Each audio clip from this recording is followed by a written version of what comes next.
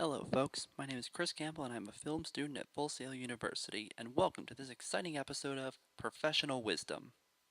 Now, our guest for the evening sadly couldn't make it today, but he was kind enough to leave us the responses to our questions for the evening. His name is Mr. Ryan Funk, the course director of DC Lighting 2 at Full Sail University. As a film director for a film school of such high esteem, he is the perfect guest for our show. He's had a lot of experience in the industry and is now going to give us his insight into the history of art. Okay, so our first question is, what do you see as the role of the visual arts in our mass mediated world, and particularly in your profession? Mr. Funk says, the role of visual arts is the reason we have a mass mediated world.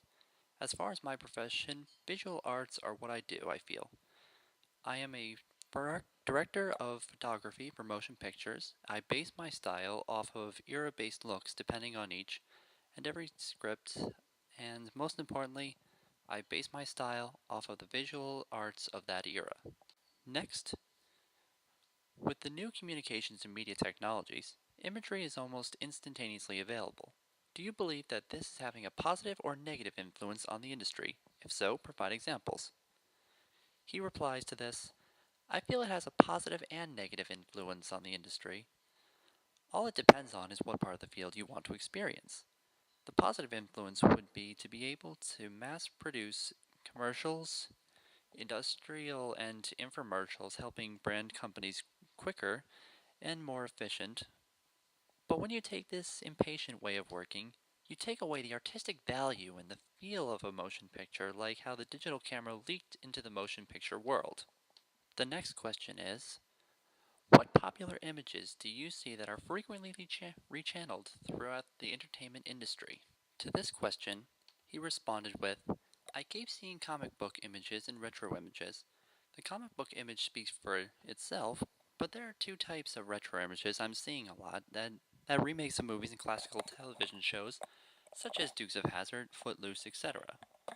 And the other retro imagery is utilized different eras from the 60s and 70s to show where our pop culture was born, such as The Lords of Dogtown, Dazed and Confused, and even movies like Ray.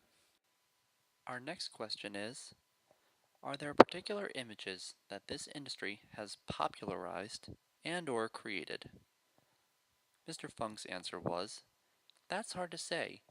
If you're talking about an image such as a culture or image as a painting.